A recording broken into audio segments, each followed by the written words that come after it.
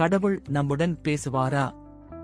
தினமும் கடவுளிடம் நாம் எத்தனையோ விஷயங்களை சொல்லி முறையிடுகிறோம். உதவி கேட்கிறோம், மன கவலைகளை சொல்லி புலம்புகிறோம். இவற்றை எல்லாம் கடவுள் கேட்கிறாரா என்ற சந்தேகம் பலருக்கும் இருக்கும். ஆனால் துளி கூட சந்தேகம் இன்று ஆணித்தரமாக நம்புவதே பக்தி. உலகில் எத்தனையே பேர் இருந்தாலும் சிலரை மட்டும் கடவுளால் தேர்ந்தெடுக்கப்பட்டவர் என குறிப்பிடுகிறோம். நாம் பேசுவதை கேட்பது மட்டுமல்ல, கடவுளும் குறிப்பிட்ட சில நபர்களை தேர்வு செய்து அவர்களிடம் பேச விரும்புவார் என ஆன்மீக சான்றோர்கள் சொல்கிறார்கள். கடவுள் நம்முடன் இருக்கிறார், நம்முடன் அவர் பேச விரும்புகிறார். நமக்கு அவர் ஏதோ ஒன்றை சொல்ல விரும்புகிறார் என்பதை சில அறிகுறிகள் மூலம் தெரிந்து கொள்ளலாம். தினமும் அதிகாலையில் யாரோ எழுப்பி விடுவதைப் போல் 3 முதல் 4 மணிக்கும் உங்களுக்கு விழிப்பு வந்துகிறது என்றால் பிரபஞ்ச சக்தி உங்களை தொடர்பு கொள்ள முயற்சிப்பதாக அர்த்தம்.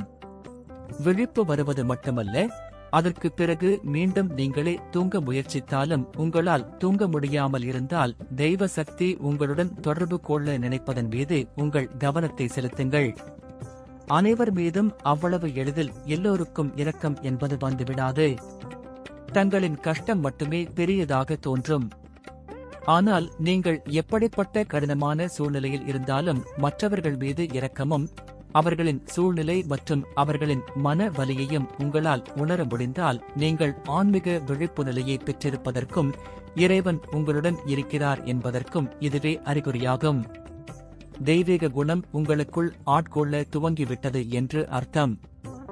ஏதாவது ஒரு விஷயம் நடக்கப் போகிறது என்றால் அது நடப்பதற்கு முன்பே அந்த சூழலில் ஒரு நபர் எப்படி நடந்து கொள்வார், என்ன பதில் அளிப்பார், அந்த சூழ்நிலையின் விளைவு எப்படி இருக்கும் என உங்களால் முன்கூட்டியே யூகித்து சரியாக கணித்து சொல்ல முடிகிறது என்றால் தெய்வீக அருள் உங்களுக்கு உள்ளது என்று அர்த்தம்.